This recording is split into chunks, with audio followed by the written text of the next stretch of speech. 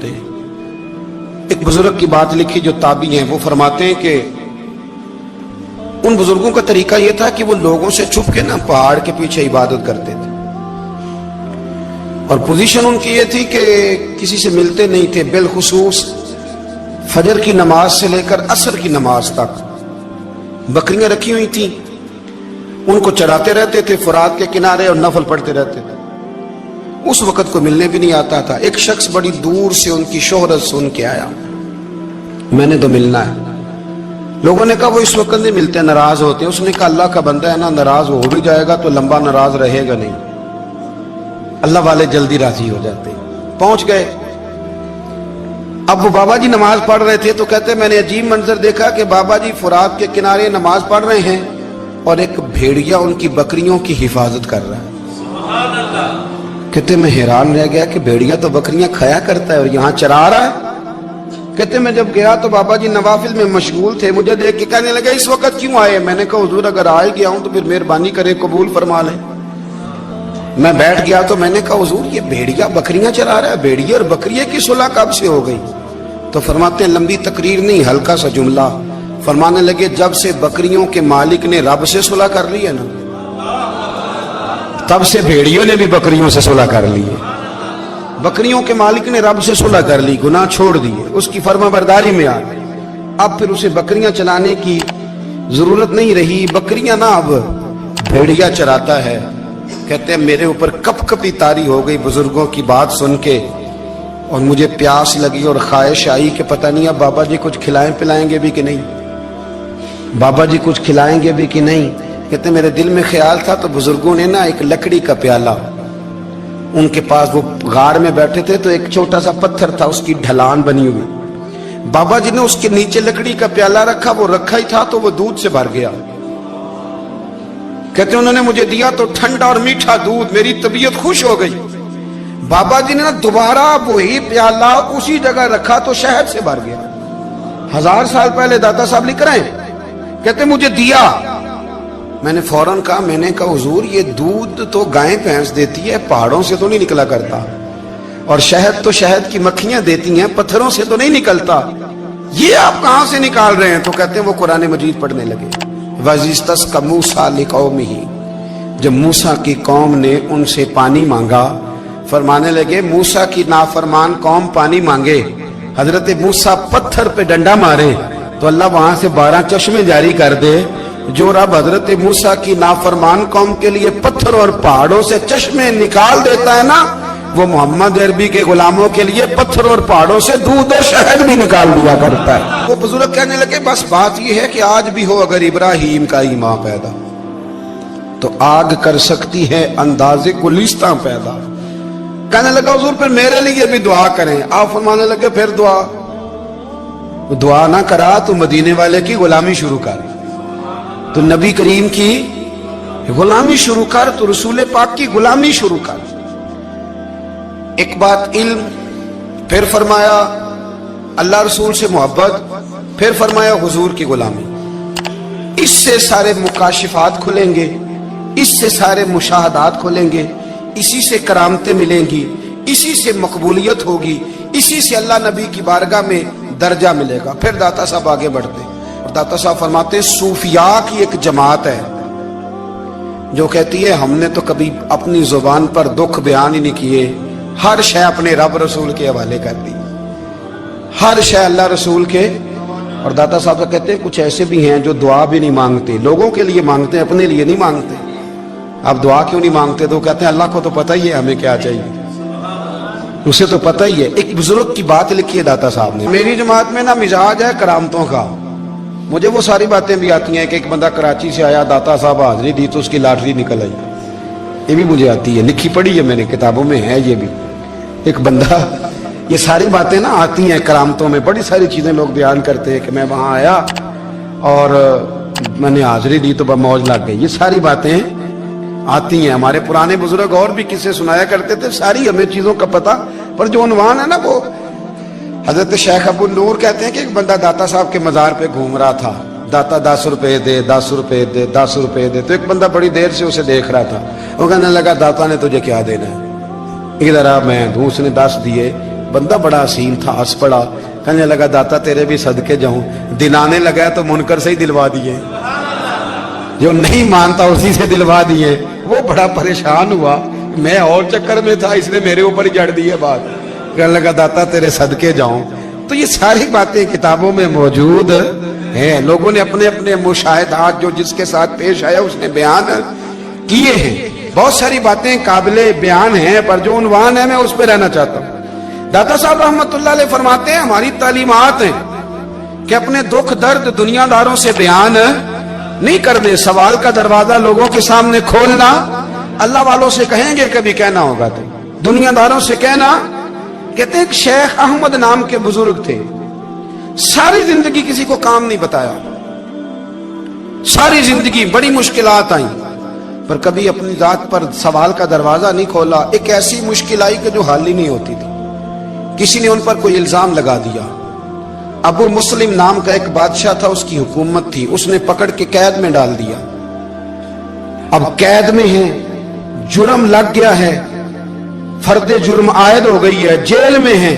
लोग कहने लगे हजरत जी अपनी सफाई में कुछ कहें, और मानने लगे सारी जिंदगी बंदों से कुछ नहीं कहा। अल्लाह रसूल को पता है मैं बेगुनाह हूं, मुझे कहने की जरूरत नहीं। दाता गानी बख्श अली हजवेरी ने लिखा है, दाता साहब कहते हैं तू यकीन कामिल तो पैदा कर, तू ईमान तो पुख्ता कर।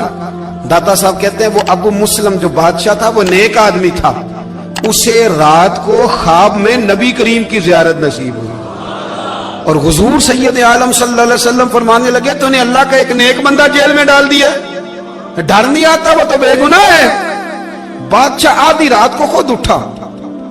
दादा साहब फरमाते हैं किसी गार्ड को नहीं भेजा, पुलिस वाले को नहीं भेजा, जेलर से नहीं कहा, खुद गया, जाके जेल का दरवाजा खोला।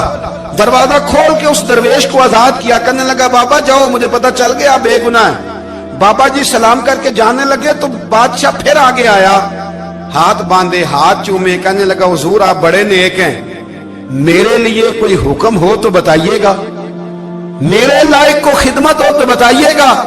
तो शेख अहमद फरमाने लगे तुझे अभी भी समझ नहीं आई, तुझे अभी भी नहीं समझ आई। कहने लगा हुजूर क्या? फरमाने लगे जो तहज्जुद के वक्त तुझे उठा के मुझे रिहा करने भेज सकते हैं वो मेरी कोई जरूरत बाकी रहने देंगे? मुझे कोई जरूरत पड़ेगी किसी और को कहने की? जो तहज्जुद के वक्त तुझे उठा के भेजते हैं कि जा खोल जाके दरवाजा, वो जरूरत रखेंगे? मेरी जरूरत मुझे रहेगी कि मैं तुझे और कोई काम, अभी में तुझे समझ नहीं आई? तो दाता अली अजमेरी रहमतुल्लाह अलैह फरमाते हैं असल में हमारी तबीयत है, हमने बंदों से दिल लगा लिया है। दिल अल्लाह रसूल से लगाओ, किसी बंदे से लगाना तो उससे लगाओ जो अल्लाह वाला हो।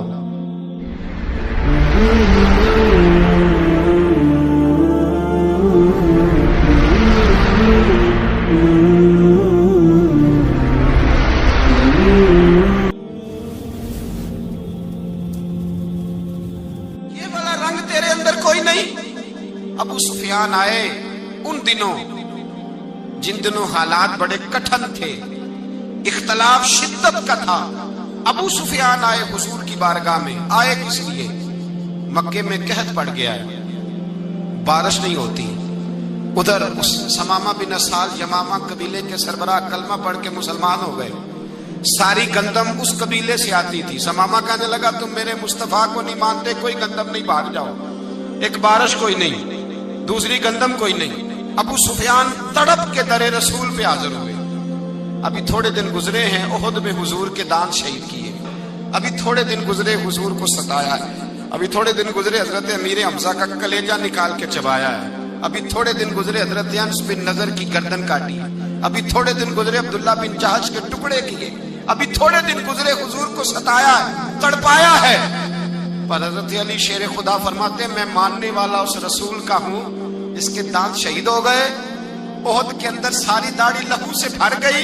फरमाते मैं रो पड़ा और मैंने कहा महबूबा अब नहीं मुझसे बर्दाश्त होता, दुआ करें अल्लाह इन पे अज़ाब नाज़िल करे। उठाए हाथ, आप दुआ करेंगे तो अल्लाह तबारक व तआला दो पहाड़ियों में पीस डालेगा। हजरत अली कहते हैं मैंने अर्ज की तो हुजूर ने हाथ उठाए और दुआ क्या दी, अल्लाहुम्मा हदी कौमी फइन्नहुम ला यअलमून।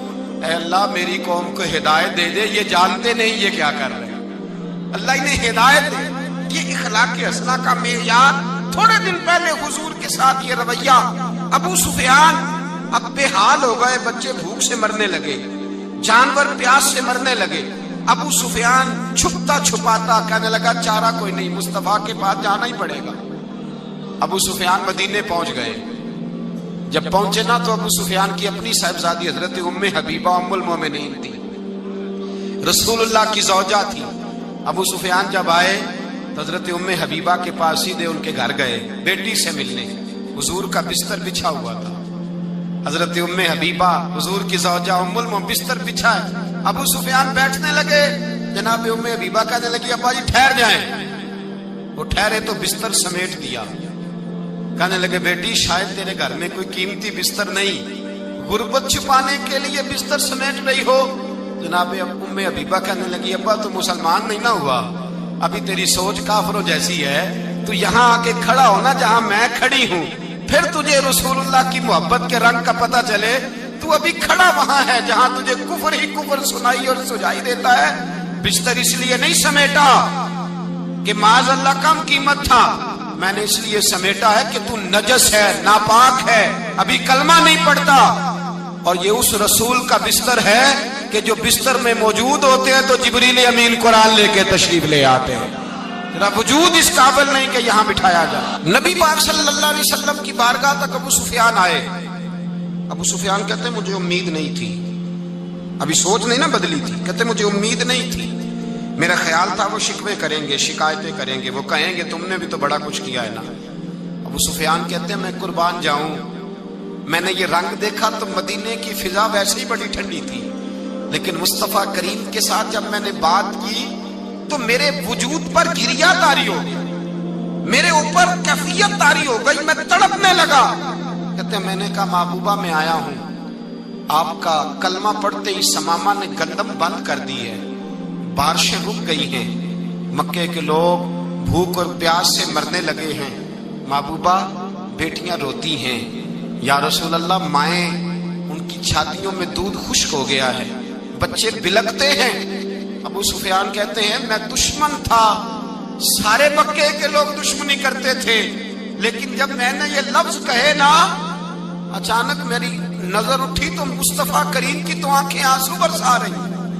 کہتے میری بات بھی مکمل نہ ہوئی, حضور نے پہلے رکا منگوایا, سمامہ کے نام فرمایا. پہلے تو انہیں غلہ اپنی مرضی سے دیتا تھا, اب تیرے نبی کا حکم ہے کہ پہلے سے بڑھ کر تو انہیں غلہ دینا ہے. اور پھر میرے مصطفیٰ نے ہاتھ اٹھائے. او بھائی مشکل ہوتا ہے, مشکل ہوتا ہے. سگے بھائی کے لیے لوگ دعا نہیں کرتے, کہتے میرا شریکہ ہے. ساس بہو کے لیے بہو ساس کے لیے دعا نہیں مانگتی, کہتے اختلاف ہے. لوگ لوگوں کی زندگی نہیں مانگتے, بیماری میں شفا نہیں مانگتے. ابو سفیان کہتے ہیں آمنہ کے لال تیرے قربان جاؤں. حضور نے ہاتھ اٹھائے اور کہا اے اللہ مکے کی سنگلاخ پہاڑیوں پہ بارش برسا, اے اللہ کھیتیاں ہری کر دے, اے اللہ ماؤں کی چھاتیوں میں دودھ بھر دے, اللہ عورتوں کو تازگی دے دے, بچوں کو رانائی دے دے, پھلوں پھولوں کو تازگی دے دے. ابو سفیان کہتے پہلے حضور رو رہے تھے, اور جب نبی پاک کی دعا دیکھی تو میں نے رونا شروع کر دیا, میں نے رونا شروع کر دیا. کہتے واپس آیا تو وہ احساس کہ یار یہ میں کس شخص سے مل کے آیا ہوں, یہ کس قسم کے آدمی سے مل کے آیا ہوں, یہ کیسا رنگ ہے, یہ کس قسم کا انداز ہے کہ جس کو میں پتھر مارتا رہا وہ میرے لیے دعائیں لے کے بیٹھا ہوا ہے, جس کو ساری زندگی ستایا ہے وہ میرے بچے کے لیے روتا ہے, میری بیٹی کے لیے اس کی آنکھ میں آنسو ہیں, وہ ہمارے لیے تڑپ رہے ہیں. میرے بھائیوں, ابو سفیان کہتے ہیں پھر دوسرا جلوہ میں نے تب دیکھا جب حضور مکے آئے, اور میں تو آخر تک لڑنے آیا تھا نا, حدیبیہ تک. کہتے ہیں جب رسول پاک مکے آئے اور حضور نے اعلان معافی کیا تو بنتا تو یہ تھا کہ مجھے سزا ملتی, لیکن میرے مصطفیٰ کریم نے فرمایا جو ابو سفیان کے گھر میں چلا جائے گا میں اسے معاف کر دوں گا. کہتے ہیں میں نے کہا یہ میرے لیے کس قسم کی سزا تجویز کی ہے کہ میں عمر بھر دشمنی کرتا رہا اور یہاں رنگ عجیب ہے. حضور نے میرے لیے ہی اعزاز لکھ دیا, فرمایا جو ابو سفیان کی حویلی میں داخل ہو گیا میں نے معاف کیا. ابو سفیان کہتے ہیں پتہ نہیں کتنے پردے تھے جو اٹھ گئے, پتہ نہیں کتنی منزلیں تھی جو طے ہو گئی, پتہ نہیں کتنے جلوے تھے جن کا نظارہ ہو گیا. اور میں نے غور سے چہرہ دیکھا تو میری آنکھوں سے پٹی اتر گئی اور مجھے عبداللہ کے یتیم بیٹے کے پیچھے محمد رسول اللہ کے جلوے نظر آنے شروع ہو گئے۔ اخلاقی قدریں جب موجود رہتی، یہاں تو لوگ مرے ہوئے شخص کو مارتے ہیں، یہاں تو سڑک پر کتنی گراوٹ ہے اور کتنا گر گیا ہے اخلاق ان لوگوں کا، ایکسیڈنٹ ہو گیا ہے، ٹرین کی پٹری سے اتر گئی ہے، چیخ و پکار ہے، آہیں ہیں، تڑپنا ہے، رونا ہے، سسکیاں ہے، ماں کا بازو کٹا ہے پر وہ چیختی ہے ذرا میرے بیٹے کا پتہ کرو، باپ کی آنکھوں میں ریت پڑ گئی ہے پر وہ تڑپتا ہو میرا بیٹا تھا، چیخ و پکار ہو رہی ہے۔ پر ظلم ہے اس قوم کا کہ جو بچانے والے آئے ہیں وہ پہلے آتے ہی ان کی جیبیں ٹٹول رہے ہیں، ان کے بٹوے دیکھ رہے ہیں، گری ہوئی عورتوں کے، یہ آپ اٹھا کر دیکھیے اخبارات، عورتوں کے گری ہوئی عورتوں کے کانوں سے بالیاں نوچی گئی اور ان کے کان تک کٹ گئے۔ یہ اس قوم کا حال ہے۔ اقبال کہتے ہیں جنہیں آتا نہیں دنیا میں کوئی فن تم ہو اور بیچ کھاتے ہیں جو بزرگوں کا کفن تم ہو۔ تم وہ لوگ ہو جو کفنوں پہ سودے کرتے ہو، جو قبروں پہ سودے کرتے ہو۔ یہ لوگ تجارتیں کرتے ہیں، اخلاقی پستی کا یہ عالم کہ لوگ قبروں پہ سجدے کرتے ہیں، بیٹے بیچ کے دہیز خریدتے ہیں۔ غریب کی بیٹی روز تڑپتی ہے، روتی ہے، روز سسکیاں لیتی ہے کہ کہاں سے وہ دروازہ کھلے گا جب میں بھی جب سہاگن ہوں گی، جب میرا باپ بھی عزت کے ساتھ مجھے رخصت کرے گا۔ اور غریب آدمی بیٹی کی شادی کے بعد اتنا دکھی رہتا ہے، وہ بھی کم ہی لوگ جانتے ہیں، وہ بھی وہی لوگ جانتے ہیں جو اس منظر سے گزرتے ہیں۔ ہمارا اخلاقی معاملہ اس قدر زیادہ تباہی کا شکار ہے۔ میرے مصطفیٰ کریم سید عالم نور مجسم صلی اللہ علیہ وسلم جذبات کا خیال رکھتے، احساسات کا خیال رکھتے، تصورات کا۔ او بھائی، اس سے بڑا اخلاق کا مظاہرہ کہاں سے لینے جاؤ گے؟ کہ آمنہ کے لال فرماتے ہیں میرا دل کرتا ہے نماز لمبی پڑھاؤں، نماز اللہ کی نماز، دل کرتا ہے لمبی نماز پڑھاؤں، میں لمبی لمبی سورتیں تلاوت کروں، میں کھل کے رب کریم کا قرآن پڑھوں، میں اللہ تبارک و تعالیٰ کے قرآن مجید کے ذائقوں میں کھو جاؤں۔ لیکن حضور فرماتے ہیں نماز میں کسی بچے کے رونے کی آواز آتی ہے، کسی بوڑھے کی ہائے کی آواز آتی ہے، کسی بیمار آدمی کی ہائے کی آواز آتی ہے۔ نبی پاک فرماتے ہیں میں اللہ کی نماز چھوٹی کر دیتا ہوں، اللہ کے بندوں کا خیال کرتا ہوں، میں رب کی نماز چھوٹی کر دیتا ہوں، رب کریم کے بندوں کا خیال کرتا ہوں۔ خدا کے بندے تو ہیں ہزاروں، بنوں میں پھرتے ہیں مارے مارے، میں اس کا بندہ بنوں گا جس کو خدا کے بندوں سے۔ میرے حبیب کریم سید عالم صلی اللہ علیہ وسلم نے فرمایا اللہ کریم نے بندے کو، مخلوق کو پیدا کرنے سے پہلے جو تحریر سب سے پہلے لکھی تھی نا، اللہ نے اپنے پاس جو جملے سب سے پہلے لکھے تھے بندے بنانے سے بھی پہلے، وہ فکر یہ تھے کہ ان رحمتی سبقت اعلی غضبی، رب کریم نے لکھا تھا بے شک میری رحمت زیادہ ہے، میرا غضب زیادہ نہیں ہے۔ اس نے لکھا تھا کہ میری رحمت ہمیشہ میرے غضب پر غالب رہے گی۔